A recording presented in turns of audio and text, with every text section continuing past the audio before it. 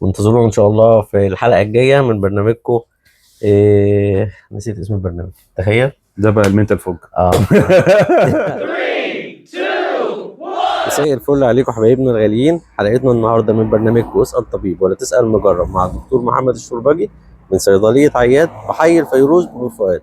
يلا بينا نبدا حلقتنا. ومعانا الدكتور محمد عياد صاحب صيدليه عياد بحي الفيروز، هيكلمنا النهارده ان شاء الله عن موضوع مهم جدا. ازي حضرتك دكتور محمد؟ دكتور محمد شربجي نور الصيدليه ونور حي الفيروز كلها. ربنا يخليك حبيبي. الحقيقه النهارده هنتكلم على عضو مهم جدا في جسم الانسان. يمكن العضو ده في الفتره الحاليه بيتعرض لمشاكل كتيره جدا واعراض كتيره جدا، وللاسف احنا بنبدا ان احنا نكتشف المشكله في العضو ده بالاستبعاد. يعني ايه بالاستبعاد يا دكتور محمد؟ يعني مثلا النهارده تدخل الصيدليه، يا دكتور انا مش عارف انام، دكتور انا حاسس بعضلات رقبتي بتوجعني، انا مش عارف حاسس بنغزه في قلبي جامده جدا. اعراض كتيره بيبدا يخش لنا المريض، هو اعراض مختلفه، يعني اعراض مختلفه بالظبط كده. بيخش مريض بتحس في عينه الخضه، بتحس في عينه ان هو عايز انا محتاج اقيس الضغط. تمام. مره في التليفون، دكتور عايزك تلحقني، انا عايز اسبرين بسرعه. طب يا فندم ايه الحاله؟ والله انا حاسه ان انا عندي ذبحه صدريه. تمام. هي شخصتها بالاحساس كده. طبعا بسبب الدخول على جوجل والدخول على الناس سيرش جي بي تي والحاجات دي. فبيبدا الناس تبدا الوهم يسيطر عليهم، ويبدا ان هم يشخصوا نفسهم. وللاسف ان العقل الباطن هيديك الاعراض اللي انت يعني زي ما نقول ايه، الاعراض اللي انت بتركز لها. تمام. ويبدا بقى الفيسبوك، وتبدا خوارزميات الفيسبوك يبدا بقى يديك كل المواضيع اللي هي كل ما تسكرول تلاقي الموضوع اللي انت بتفكر فيه طالع قدامك. تمام. هو العضو اللي بنتكلم عليه النهارده هو النفس. تمام. النفس اللي احنا نفسنا البشريه. تمام. ما عندكش مشكله لا في عضلاتك ولا مشكله عندك مشكله في قلبك، انت القصه كلها بسبب ضغوط الحياه والتراكمات اللي هي صعبه جدا عليك. بتبدا العقل الباطن يبدا يخزن يخزن يخزن. جايز انت ما بتحسش بالمشكله في وقتها، ولكن ضغوط نفسيه، دروس العيال، مصاريف الحياه، الشغل، مش عارف مين مضايقني في الشغل، مديري، عايز اكون مستقبلي، عايز اتجوز، كل ده بيسبب تراكمات بتبدا تتخزن جوه عقلك الباطن، وممكن في اي لحظه ان هي تضرب. طيب احنا ازاي نتجنب الموضوع ده؟ يعني هي بقى دي الفكره، ازاي نتعامل مع الحاجات اللي زي كده، او زي ما انت بتقول نتجنبها. بص، هو احنا اول حاجه لما بتتعرض لموقف صعب دايما بيقول لك ايه؟ الا بذكر الله تطمئن القلوب. طبعا. اول ما تحس ان انت ستريسد، او تحس ان انت مضغوط، او تحس ضربات قلبك سريعه، دايما ما تروحش للبعيد، وما تروحش لاخر حاجه. انا عندي مشكله في القلب، انا عندي مشكله مش عارف ايه، انا عندي مشكله في ايه. دايما خد دايما الحلول الوسط. مثلا خش اتوضى، خش اغسل وشك.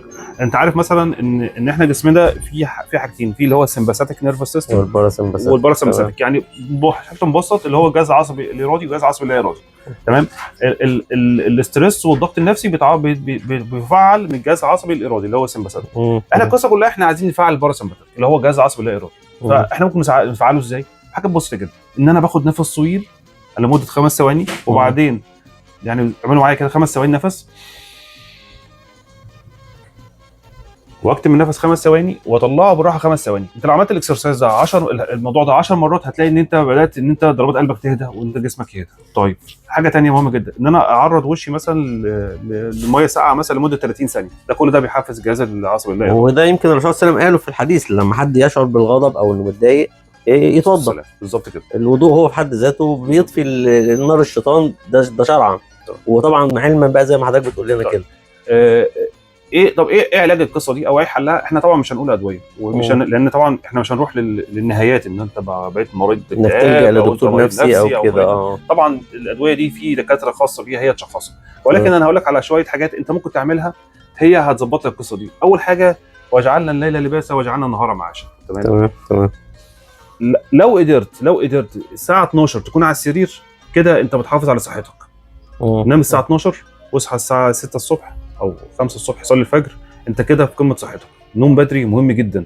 النوم 8 ساعات مهم جدا.